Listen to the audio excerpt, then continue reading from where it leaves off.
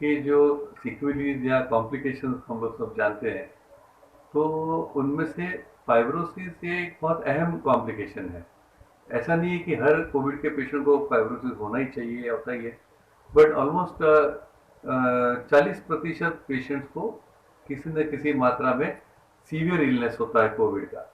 और उन जैसे 100 में से 40 पेशेंट को सीवियर इलनेस होता है, और उन 40 में से 10 पेशेंट्स ऐसे होते हैं जिनको किसी न किसी मात्रा में फाइब्रोसिस होता है। तो समझ लो 10% Covid patients and up with fibrosis.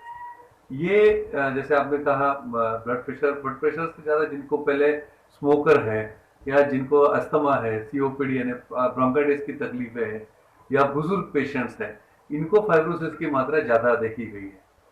वो पेशेंट्स कोविड के जिनको साइटोकाइन स्टॉर्म अपने पेपर में पढ़ा होगा, कुछ लोग आप जानते भी होंगे, तो जिसका मतलब जिनको रेमडेसिविर के ऊपर की दवाइयां लगी है, टॉसिलुजिमैब, या जो जिसको साइटोकाइन स्टॉर्म कहते हैं, या जिनको वेंटिलेटर लगा है, या जिनको 5 दिन के ऊपर ऑक्सीजन रिक्वायरमेंट्स लगी है, ये वो मरीज है जिनको 90% बार फाइब्रोसिस होता है। तो एडवांस सीवियर कोविड जो है, उन सब पेशेंट मरीजों को फाइब्रोसिस हुआ है। अप्रोक्सीमेटली 10% मरीजों को फाइब्रोसिस होता है, फाइब्रोसिस ज्यादा हुआ है। एक्चुअली ऐसा देखा गया है कि जिनकी बीमारी सीवियर कोविड थी, उन्हीं को स्टीरॉइड ज्यादा लगे हैं। माइल्ड कोविड को तो रूटीन गोलियों से काम होता है, या इंजेक्शन भी छोटी मात्रा में लगे हुए हैं। तो जिनकी बीमारी ज्यादा मात्रा में थी, जिनको सीवियर कोविड था, जिनको ऑक्सीजन, वेंटिलेटर, एनआईवी, या तो टॉसिलुजिमैब, साइटोकाइन स्टॉर्म, यहाँ सब इन सब मरीजों में स्टीरॉइड का इस्तेमाल ज्यादा हुआ है, और ये वही मरीज है जिनको फाइब्रोसिस हुआ है। तो स्टीरॉइड ज्यादा इस्तेमाल होने से फाइब्रोसिस हुआ है, थोड़ा सा गलत होगा, कॉज इफेक्ट रिलेशनशिप नहीं है। स्टीरॉइड उन्हीं पेशेंट को दिया गया है जिनको सीवियर कोविड था, और यही सीवियर कोविड के पेशेंट को फाइनली फाइब्रोसिस हुआ है। फाइब्रोसिस हम जब बोलते हैं तो वो पूर्णतः फेफड़ों के लिए सीमित रहता है। फाइब्रोसिस ये फेफड़ों में होता है, इन्फ्लेमेशन के कारण, लंग्स के इन्फ्लेमेशन के कारण फाइब्रोसिस होता है। वही इन्फ्लेमेशन जब आर्टरीज में हो, या तो फिर वही इन्फ्लेमेशन जिससे थ्रोम्बस फॉर्मेशन, क्लॉट फॉर्मेशन की प्रक्रिया ज्यादा हो जाती है, तो उनके आर्टरीज ब्लॉक होने से उनको हार्ट अटैक आते हैं, उनको ब्रेन अटैक्स आते हैं। आप जैसे अभी बोल रहे हैं जिनके इवन आंतड़ियों में भी गैंग्रीन हुआ है, काटना पड़ रहा है। ये दो भिन्न बीमारियां हैं। एक है जहां इन्फ्लेमेशन फेफड़ों में हो रहा है, और इन्फ्लेमेशन की रिएक्शन से और इन्फ्लेमेशन की हीलिंग से फाइब्रोसिस हो रहा है। और दूसरा है इन्फ्लेमेशन आर्टरीज में हो रहा है, जिसके चलते वहां क्लॉट फॉर्मेशन हो रहा है, थ्रोम्बस हो रहा है, जिसके चलते आर्टरीज नैरो हो रही है, हार्ट अटैक आ रहे हैं, ब्रेन अटैक आ रहे हैं, और गैंग्रीनस बाउल इंटेस्टिनल ऑब्स्ट्रक्शन। निश्चित रूप से जिनके जो जो पेशेंट्स के शुगर्स ज्यादा थे, जिनकी ऑक्सीजन रिक्वायरमेंट ज्यादा थी, जिनकी उम्र ज्यादा थी, सबसे ज्यादा कॉम्प्लिकेशन हुए जो पेशेंट का मोटापा ज्यादा था। ये अभी किसी के ध्यान में नहीं आए, बट जो सर्वे आ रहे हैं उसमें obesity is become the highest biggest dangerous comorbidity. तो जैसे शुगर है, वैसे ही ओबेसिटी, मोटापा भी बहुत सारे पेशेंट्स को फाइब्रोसिस, क्लॉट फॉर्मेशन, और भी कॉम्प्लिकेशन जो कोविड के, जिसको आजकल हम लोग लॉन्ग कोविड सिंड्रोम कहते हैं, वो देखने मिल रहा है। सर जैसा भी उससे ये डेंगू का प्रभाव तो ज्यादा है।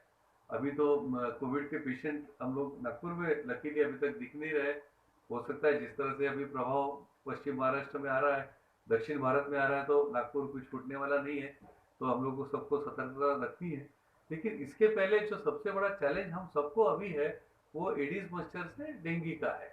और ये वायरस अलग है। डेंगू वायरस वो डेन 1, डेन 2, डेन 3, डेन 4 ऐसे ये अलग वायरस होते हैं, जो कि वेक्टर ड्रिवन वायरस है, जो मच्छर से जाते हैं।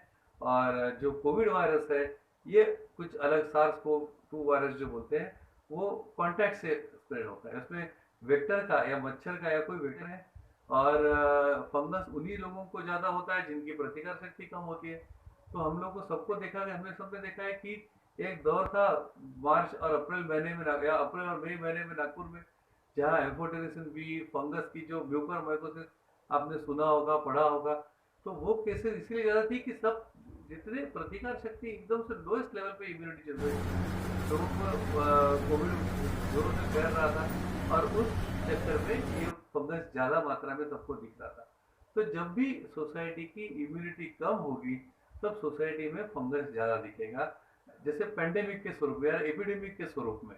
बट अदरवाइज जैसे कैंसर के पेशेंट्स हैं, डायबिटीज के पेशेंट्स हैं, but these are in pocket, they are in small numbers, तो इनको कभी कभी वायरसेस अपना फंगस की बीमारियां होती रहती है। जैसे कि आशा रहा है, virus is very intelligent then any other person.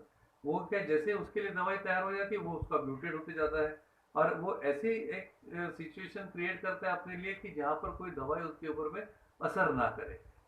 डर उसी का है कि म्यूटेटेड वायरस को दवाई असर नहीं करती है। सबसे और बड़ा प्रॉब्लम अभी क्रिएट होने वाला है कि जिसको वायरल एस्केप फेनोमेना कहते हैं, वायरस इवन टेस्ट को भी एस्केप करेगा। तो आप जिसको कोविड है उसकी आरटीपीसीआर भी नेगेटिव रहेगी और फिर वो वायरस फैलने के कुछ दिनों के बाद पकड़ में आएगा। ये और भी डेंजरस है, इसलिए सतर्कता ही हमको रखना बहुत जरूरी है। अभी तक पूरे देश में, पूरे विश्व में खांसी, बुखार, सांस फूलना, ऑक्सीजन कम होना और कोविड का वो डायग्नोस होना ये बहुत स्वाभाविक था। इस वायरस में गड़बड़ ऐसी होने वाली है कि पेशेंट को खांसी कम रहने वाली है, बुखार कम हो सकता है, उसको सिर्फ हेडेक होगा, बॉडी पेन होगा, फीवर होगा, इसको ऑक्सीजन की भी मात्रा में प्रॉब्लम नहीं होगी स्टार्टिंग में, ना उसको खांसी होगी। तो you have to catch the virus very early, तो थोड़ा मुश्किल रहने वाला है।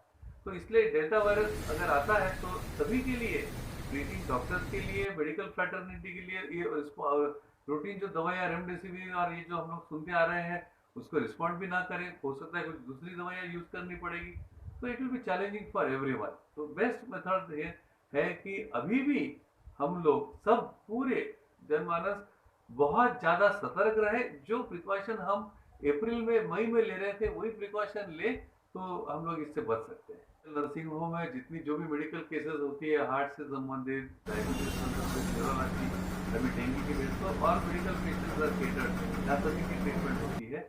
सतर्कता जो आप कोविड के बारे में बोल रहे हैं, अभी तो सब पूरे हॉस्पिटल्स विदर्भ में सज्जा है, सभी को पिछले 2 वेव में एक्सपीरियंस है, सभी के पास में state of the art equipments है, ट्रीटमेंट करने की मोडालिटीज है, फैसिलिटीज। दूसरे वेव में बहुत सारे हॉस्पिटल्स अपग्रेड हो चुके थे, सबके पास में एनआईवी के मशीन, वेंटिलेटर्स आ गए थे। कुछ हमारे गडकरी जी है और उन्होंने भी काफी ये सब हॉस्पिटल्स को दिए थे, हर हॉस्पिटल में 2-2, 4-4 वेंटिलेटर इन्होंने सपोर्ट सप्लाई किए थे। तो एवरीवन इज गियर्ड अप।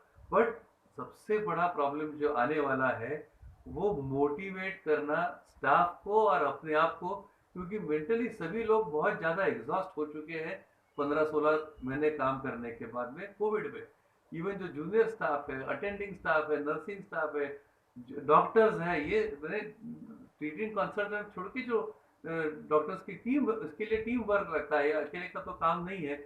इन सब को अभी मोटिवेट करना बहुत ज्यादा डिफिकल्ट रहने वाला है।